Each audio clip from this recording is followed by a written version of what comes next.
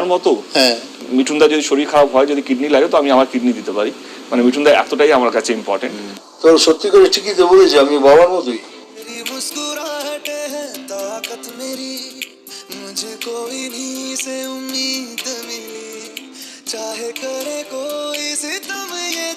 প্রজাপতির সিনেমায় দেবের বাবার রোল করেছিলেন মিঠুন চক্রবর্তী।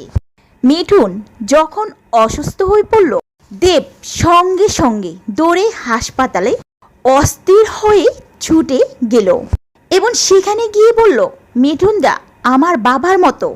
দেব ও মিঠুন চক্রবর্তী দুইজনে অভিনয় জগতের মানুষ, অথচ রাজনীতির পরিচয় সম্পূর্ণ আলাদা।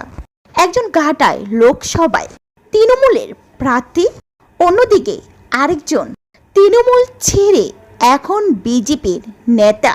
কিন্তু মিঠুন চক্রবর্তী ও দেবের সম্পর্ক বাধা হয়ে দাঁড়ায়নি এই রাজনীতি, বরং তাদের একে অন্যের প্রতি যে অনুভূতি রাজনীতির অনেক ঊর্ধ্বে, তা বারবার প্রমাণিত হয়েছে।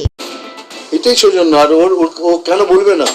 ওদের ছোট, ওর বাবা ক্যাটারার ছিল, সব বড় বড় প্রোডাকশনের উনি সাপ্লাই করতেন ওনার বাবা। আর আমার জন্য স্পেশালি কি প্রত্যেকবার বানিয়ে আনতেন। ও দেব তো থাকতো ওখানে, ছোট বাচ্চা। আমার স্নেহেতেই ও অনেকটা এসছে, ওখানে এসছে। তখনও প্রথমবার যখন ওকে নেওয়া হচ্ছে, তখনও SBF আমার কাছে পাঠিয়েছে, দাদাকে পাস যাও। তো আমি বললাম কি ফ্যান্টাস্টিক, কি পার্সোনালিটি है लड़के की। এখন এত বড় হয়ে গেছে, খুব সুন্দর লাগছে।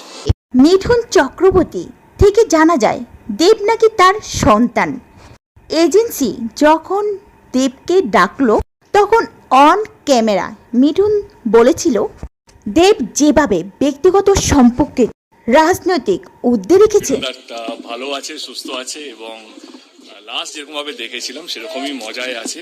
দেব আর মিঠুন চক্রবর্তীর এই পিতা পুত্রের সম্পর্ক সত্যি বাস্তব সম্পর্কের চেয়েও অনেক বড়। বেঁচে থাকুক এই সম্পর্ক, টিকে থাকুক হাজারো বছর।